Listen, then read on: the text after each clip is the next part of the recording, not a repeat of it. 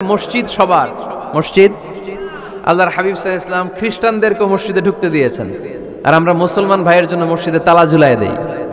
আছে না নাই? আল্লাহর হাবিব সাল্লাল্লাহু আলাইহি ওয়াসাল্লাম কোথাও গেলেই প্রথমে মসজিদ বানাতেন। কি বানাতেন? মসজিদ বানাতেন। মক্কা থেকে হিজরত করে মদিনায় আসলেন, কোবায় থাকলেন কয়েক সপ্তাহ। কোবা পল্লীতে তিনি মসজিদ বানালেন, মসজিদ কোবা।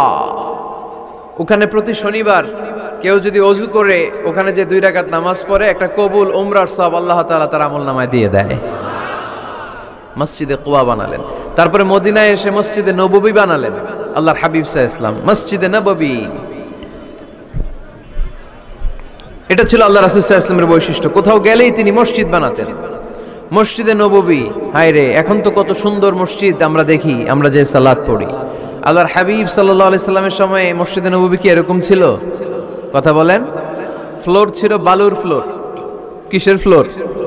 আমাদের মসজিদের ফ্লোর কিসের? টাইলস। আর আল্লাহ রাসূল সাল্লাল্লাহু আলাইহি ওয়াসাল্লামের মসজিদে নববীর ফ্লোর কিসের? কথা বলে না। তো আওয়াজ করে উত্তর দেন না কেন? কষ্ট হচ্ছে? দুপুরে খাইছেন না সবাই? কেন খান নাই কেন? রোজা রাখছিলেন? হ্যাঁ, ফজর বাদে আইছি। আচ্ছা ঠিক আছে, ঠিক আছে। আচ্ছা আচ্ছা, সাউন্ড নাই, কথা শোনা যায় না? তো এটা শুনলা কেমনে? জিজ্ঞেস করলাম কথা শোনা যায় না, কয় না। তো এটা শুনলা কি করে? মানে অল্প শোনা যায়, তাই তো? একটু পরে আমার বিদায় ঘন্টা বাজবে, আমি চলে যাব। এই তোমরা ডিস্টার্ব করতে করতে আমার সময় শেষ। তোমরা ডিস্টার্ব করলে তোমাদের লস। আমি আমার টাইমের 1 মিনিটে বেশি যেতে পারবো না, কারণ এখানে আসরের সালাতের আজান শুরু হয়ে যাবে, এরপরে কোনো কথা নেই। আর বক্তব্য লম্বা করা এটা বেদাত। এই বেদাতকে আমি সুন্নাতের মধ্যে আনতে চাচ্ছি। একটা সময়ে একেবারে কমায় নিয়ে আসবো। এত প্রোগ্রামও আমি করতে চাই না। আমি ঘোষণা দিয়েছি আগামী বছরে সারা বাংলাদেশে আমার প্রোগ্রাম হবে 50টা। কয়টা? 50টা। এরপরের বছর 30টা, এরপরের বছর 20টা। বিভাগীয় প্রোগ্রাম করলেই চলবে আমার। এক এক বিভাগে যে 2 দিন 3 দিন খালাস। এত দরকার নেই, এত লম্বা চূড়ার বক্তব্যের দরকার নেই। আধা ঘন্টা চুপ করে শোনেন, কয়েকটা মেসেজ ড্রপ করি, take it with you to your home, then practice and apply in the society. নিয়ে যান, আমল করেন, সমাজে কাজে লাগান। সমাজটা আলোকিত করে দিবে কে? খুতাবুকুম তাবিলা সালাওয়াতুকুম কাসীরা। আল্লাহর হাবিব সাল্লাল্লাহু আলাইহি ওয়াসাল্লাম বললেন, কিয়ামতের একটা আলামত, কিয়ামতের আগে তোমাদের বক্তব্য হয়ে যাবে লম্বা, সালাত হয়ে যাবে খাটো। সালাতের পরে তাসবিহ পড়তে চায় না লোকজন, ব্যস্ত, মহা ব্যস্ত, সুপার বিজি। কোত্থেকে আসলে এই ব্যস্ততা? আপনি রবের সাথে মুনাজাত, না যাই ইউনাজি মুনাজাত, আপনার রবের সাথে একাকী নীরবে কথা বলতে মনে চায় না আপনার? এত তাড়াহুড়ো কিসের? ধীর স্থির হন, একটু স্থির হন, একটু মনোদৈহিক প্রশান্তি অর্জনের চেষ্টা করেন। সব সময় ব্যস্ত, ধাক্কাধাক্কি, উচ্ছৃঙ্খলা, এগুলো আমাদেরকে শেষ করে দিয়েছে। এজন্য লম্বা চোরা বক্তব্য ঠিক না। বক্তব্য শুনতে আমাদের ভালো লাগে, আমল করতে ভালো লাগে না। বক্তব্যটা শেষেই সিগারেট ধরায়, আছে না নাই? মাহফিল শেষেই বিড়ি ধরায়, কয় চমৎকার ওয়াজ করছে হুজুরে। ওয়াজটা সেরকম হয়েছে, অনেক কণ্ঠ সুন্দর হুজুরের। এতদিন ইউটিউবে দেখছি, আজকে সরাসরি দেখাইছি। আছে না নাই? তো কি লাভ হয়েছে? লাভটা হয়েছে কি? এই যে মাহফিল শেষে বিড়িটা ধরাইলেন আর গেলেন, কোনো লাভ হয় নাই। এগুলো থেকে বেরিয়ে আসতে হবে। বছরের পর বছর আমাদেরকে শিখানো হয়েছে একভাবে। কেউ এই পরিবর্তনের আওয়াজ তোলে নাই। আওয়াজ আপনাকে তুলতে হবে। আওয়াজ তোলার জন্য এত মানুষ লাগে না, আপনি একাই যথেষ্ট। আপনি দাঁড়ান না সামনে, দেখবেন আপনার সামনে কেউ টিকে থাকতে পারবে না, ঠিক কিনা? কিন্তু আপনার শক্ত সিদ্ধান্ত লাগবে, পরিবর্তনের জন্য শক্ত মানসিকতা লাগবে, যে আমি পরিবর্তন করতে চাই। We have to change. যুগ জামানা পাল্টে দিতে চাই না অনেকজন। এক মানুষই আনতে পারে জাতির জাগরণ। এক মানুষই বিপদকালে বাঁচায় কাফেলায়, ক্ষুদ্র ডিঙ্গি বাঁচায় জাহাজ অসীম দরিয়ায়। এজন্য আপনার শক্ত সিদ্ধান্ত পারে আপনার মৌলভীবাজারটাকে দেশের শ্রেষ্ঠ জেলা, শ্রেষ্ঠ থানা হিসেবে আল্লাহর কাছে কবুল করতে, ঠিক কিনা? এজন্য লম্বা চূড়া আলোচনা ঠিক না। ছোটখাটো অল্প কয়েকটা মেসেজ নিয়ে যেতে পারলেই that's enough. One of the minor signs before the day of judgment, your Islamic lectures will be very longer, and your salah 5 times a day will be shorter. কিয়ামতের আগে বক্তব্য লম্বা, নামাজ খাটো, তাসবিহ পড়ে না, ব্যস্ত, মহাব্যস্ত। এই মহাব্যস্ততা ছাড়েন, কোরআন সুন্নাহর দিকে ফিরে আসেন। বরকত দিবে কে? বিশ্বনবীর মসজিদে নববীর ফ্লোর বালুর ফ্লোর ছিল, আমাদের ফ্লোর টাইলস। আল্লাহর হাবিব সাল্লাল্লাহু আলাইহি ওয়াসাল্লামের মসজিদে বালি নিচে, এই বালিতেই নামাজ পড়তেন। বৃষ্টি হলে কাদামাটি হয়ে যেত, কাদামাটিতেই সেজদা করতেন। সেজদা করলে কাদার মাটি আল্লাহর হাবিব সাল্লাল্লাহু আলাইহি ওয়াসাল্লামের নাকে আর কপালে লেগে যেত। তিনি সালাম ফিরিয়ে সাহাবাদের দিকে মুখ ফিরিয়ে বসলে দেখতেন প্রতিটা সাহাবীর নাকে আর কপালে কাদার মাটি মিশে আছে। তার মানে প্রিয় নবী সাল্লাল্লাহু আলাইহি ওয়াসাল্লামের মসজিদে নববী ছিল কাঁচা, কিন্তু মুসল্লি ছিল পাকা। আমাদের মসজিদগুলা হয়েছে পাকা, কিন্তু মুসল্লি কাঁচা, ঠিক কি না? ফজরের সালাতে মানুষ নাই। ইমাম সাহেব আছেন কে কে এলাকায়? দেখি ইমাম, মসজিদের ইমাম, মাশাআল্লাহ। আপনাদের এইখানে ওই মসজিদে ফজরের নামাজে কয় কাতার হয়? 5 জন 6 জন? কেনে এত কম? কেনে? হ্যাঁ, আসে না, আসতে চায় না লোকজন। তো এই যে 5-6 জন ফজরের সালাতে, কল্পনা করতে পারেন ফজরের সালাতে এত কম লোক। ফাতেমা মাইক,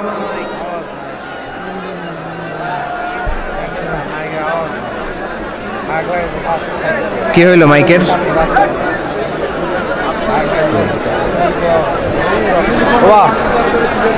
সাউন্ড সিস্টেম সবসময় বলি যে সাউন্ড সিস্টেম দেখে রাখবেন, বাকি প্যান্ডেলের দরকার নেই। ওইটাই বলছি আমি ওইটাই বলছি, সাউন্ড সিস্টেমের কথা। কি সমস্যা হইল? সরকার বাজারের সিস্টেম না, মৌলভীবাজারে ইভেন্ট ম্যানেজমেন্ট থেকে আনতে হয়। ওই যে প্রোগ্রাম যে করে ইভেন্ট তারা করলে কত জানলে কত মোটামুটি হয়েছে? এবার তো হয় নাই। মাইক ঠিক করেন, মাইক ঠিক করেন। দেখেন দেখেন কি হয়েছে, দেখেন লাইন ছিঁড়ে গেছে। আসছে আসছে আসছে। আলহামদুলিল্লাহ পড়েন সবাই, আরো জোরে পড়তে হবে আলহামদুলিল্লাহ। ফজরের জামাতে লোক যায় না, এটা একটা মহামারী। যেদিন ফজরের জামাতের দৃশ্য আর জুমার নামাজের দৃশ্য একরকম হয়ে যাবে, ওই দিনই বাংলাদেশে ইসলাম কায়েম হয়ে যাবে। এখন স্লোগান তুলে বিপ্লব বিপ্লব, ইসলামে বিপ্লব। আর ফজরের সময় আমি কম্বলের ভিতরে, আছে না নাই? কোনো বিপ্লব হবে না। ফজরের নামাজ জামাতে পড়ুন, সকালটারে বরকতময় করে দিবে কে? আল্লাহর হাবিব সাল্লাল্লাহু আলাইহি ওয়াসাল্লামের মসজিদ ছিল সবার জন্য উন্মুক্ত, এখানে সবাই আসতে পারত। এজন্য মসজিদ হবে সবার। আমরা মসজিদের আবাদকারী হতে চাই। এজন্য রব্বুল আলামিন বলেন, ইন্নামা ইয়া'মুরু মাসাজিদাল্লাহি মান আমানা বিল্লাহি ওয়াল ইয়াউমিল আখির ওয়া কামাস সালাতা ওয়া আতাজ যাকাতা ওয়া লাম ইয়াখশা ইল্লাল্লাহ فعسى أولئك أن يكونوا من المهتدين سبحان الله পড়েন। রব্বুল আলামিন বললেন মসজিদের আবাদকারী হবে তারা যারা আল্লাহর প্রতি ঈমান আনে, আখিরাতের প্রতি ঈমান আনে, যারা সালাত কায়েম করে, যারা যাকাত আদায় করে, যারা দুনিয়ার কাউকে ভয় পায় না, ভয় পায় একজনকে। চিল্লায় বলেন তিনি কে? যাদের হৃদয়ে আছে আল্লাহর ভয়, তারা কবু পথ ভুলে যায় না। আল্লাহর প্রেম ছাড়া এই দুনিয়া কারো কাছে কোনো কিছু চায় না, ঠিক কিনা? তাহলে যারা মসজিদের আবাদকারী এরা ভয় পায় একজনকে, চিল্লায় বলেন তিনি কে? মসজিদের আবাদকারীদের প্রথম গুণ, তারা আল্লাহয় বিশ্বাস করে, তারা আখিরাতে বিশ্বাস করে, তারা সালাত কায়েম করে, তারা যাকাত আদায় করে, তারা আল্লাহ ছাড়া পৃথিবীর কাউরে ভয় পায় না। আল্লাহ বলেন ফাআসা উলাইকা আইয়াকুনু মিনাল মুহতাদিন, আশা করা যায় তারাই হলো হেদায়েতের রাস্তার উপরে আছে, ঠিক কি না? তারাই মসজিদের আবাদকারী, যারা মসজিদে যায়, সালাত আদায় করে।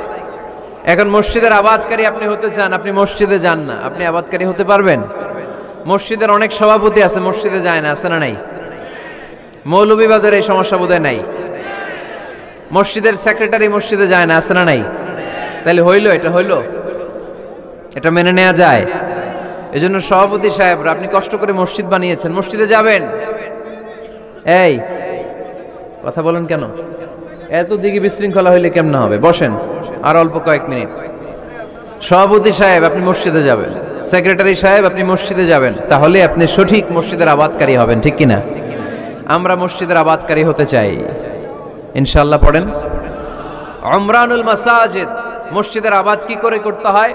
মসজিদ আবাদ করার এক নাম্বার মাধ্যম হচ্ছে মসজিদ নির্মাণ করা। কি করা? নির্মাণ করা। খেয়াল করবেন, আল্লাহর হাবিব সাল্লাল্লাহু আলাইহি ওয়াসাল্লাম বলেছেন, মান বানা মসজিদান মিন মালিহি ফিদ দুনিয়া বানাল্লাহু লাহু বাইতান ফিল জান্নাহ। যে ব্যক্তি নিজের পকেটের টাকা খরচ করে দুনিয়াতে মসজিদ বানায়, আল্লাহ তাআলা তার জন্য জান্নাতে ঘর বানায়। 60টা জিনিস মানুষ মরে যাওয়ার পরে তার কবরে পৌঁছতে থাকে। ইন্না মিম্মা ইয়ালহাকুল মুমিন মিন হাসানাতিহি বা'দা মাউতিহি। মানুষ মরে যাওয়ার পরেও যে 60টা জিনিস তার কবরে পৌঁছায়, তার মধ্যে একটা হচ্ছে মসজিদান বানাহু। সে যে মসজিদ বানিয়ে গিয়েছে, ওই মসজিদের সওয়াব। সুবহানাল্লাহ পড়েন। আপনি টাকা দিয়ে মসজিদ বানিয়ে দিলেন, ওই মসজিদে মুসল্লিরা নামাজ পড়ে, রোজাদাররা এসে ওখানে ইফতার খায়, তাহাজ্জুদ আদায়কারীরা তাহাজ্জুদ পড়ে, তাদের সওয়াবের কমতি হবে না, কিন্তু তাদের সওয়াবের একটা পার্সেন্টেজ সওয়াব যে ব্যক্তি মসজিদ বানালো তার আমলনামায় আল্লাহ ঢুকিয়ে দেয়। এজন্য বেশি বেশি মসজিদ বানাতে রাজি আছেন তো? তাহলে মসজিদ আবাদ করার প্রথম মাধ্যম হচ্ছে মসজিদ বানানো। 2 নাম্বার মাধ্যম হচ্ছে মসজিদে যে জামাতে সালাত আদায় করা। জামাতে সালাতুল জামাআ তাফদুলু সালাতাল ফারযি ব27 দারাজা। ঘরে নামাজ পড়লে একা একা পড়লে যেই সওয়াব, জামাতে পড়লে 27 গুণ বেশি সওয়াব। সুবহানাল্লাহ বলতে পারলেন না? হে নামাজি আমার ঘরে নামাজ পড়ো আজ, দিল মে তোমার চরণ তলে হৃদয় যায় নামাজ। হে নামাজি আমার ঘরে নামাজ পড়ো আজ, দিল মে তোমার চরণ তলে হৃদয় যায় নামাজ। পড়েন আল্লাহু আকবার। কি সুন্দর লিখেছেন কাজী নজরুল ইসলাম। মসজিদ কেমন যেন মসজিদ তার নিজের ভাষায় আল্লাহর কাছে কেঁদে কেঁদে ফরিয়াদ জানায়, আল্লাহ নামাজিরা আমার ঘরে আসে না, কি সুন্দর টাইলস, কি সুন্দর মুসল্লা, কি সুন্দর এয়ার কন্ডিশন, সব আছে কিন্তু মুসল্লি নাই, ঠিক কিনা? মসজিদগুলো আল্লাহর কাছে ফরিয়াদ জানায়। এজন্য আমরা যেন মসজিদমুখী হই। কি মুখী? আওয়াজ করে বলতে হবে, কি মুখী? মসজিদমুখী। তাহলে মসজিদ আবাদের 1 নাম্বার পদ্ধতি মসজিদ বানানো। 2 নাম্বার মসজিদে বেশি বেশি যে জামাতে সালাত আদায় করা। 3 নাম্বারে মসজিদের সাথে সম্পর্ক জুড়ে দেওয়া, হৃদয়টা যেন সব সময় মসজিদের সাথে লেগে থাকে। আল্লাহর হাবিব সাল্লাল্লাহু আলাইহি ওয়াসাল্লাম বললেন, সাবআতুন ইউযিল্লুহুমুল্লাহু ফি যিল্লিহি ইয়াওমা লা যিল্লা ইল্লা যিল্লু। 7 শ্রেণীর ব্যক্তিকে আল্লাহ তাআলা কিয়ামতের দিন আরশের নিচে ছায়া দিবে, যেদিন আল্লাহর আরশের ছায়া ছাড়া কোনো ছায়া পৃথিবীতে থাকবে না। সেই দিনটা কি এই দিনের মতো? কিয়ামতের দিনটা আজকের এই দিনের মতো হবে? 50,000 বছর হবে। এটা লেন্থ, এটা ডিউরেশন। কাআন সাফসাফা লা তারা ফিহা ইওয়াজা ওয়ালা আমতা। লেভেল প্লেইং ফিল্ড, তামার জমিন। একটু কল্পনা করেন তো ওই দিনটা কত ভয়ঙ্কর। বাবা ছেলেরে চিনবে না ওই দিন, ছেলে বাবারে চিনবে না, স্ত্রী স্বামীকে চিনবে না, স্বামী স্ত্রীকে চিনবে না, পীর সাহেব মুরিদ চিনবে না, মুরিদ পীর সাহেবকে চিনবে না, নেতা কর্মীকে চিনবে না, কর্মী নেতাকে চিনবে না। হায় হায়, ইয়া নাফসি বলে কাঁদবে। সূর্যটা মাথার কাছে চলে আসবে, সূর্যের তাপে মাথার মগজগুলো গলে গলে নাকের ছিদ্র আর কানের ছিদ্র দিয়ে টপ টপ করে বেয়ে বেয়ে পড়বে। তৃষ্ণায় মানুষগুলো পাগল পাড়া, জিহ্বাটা বের হয়ে নাভি পর্যন্ত ঝুলতে থাকবে। সেদিন সবাই পাগলের মতো ছুটতে থাকবে, কোনো ছায়া নাই আল্লাহর আরশের ছায়া ছাড়া। আল্লাহর হাবিব বললেন, 7 শ্রেণীর ব্যক্তিকে আল্লাহ তাআলা আরশের নিচে ছায়া দিবেন। এর মধ্যে 1 শ্রেণীর ব্যক্তি রাজুলুন কলবুহু মুআল্লাকুন বিল মাসাজিদ। ওই ব্যক্তি যার হৃদয়টা সবসময় আল্লাহর মসজিদের সাথে লেগে থাকে।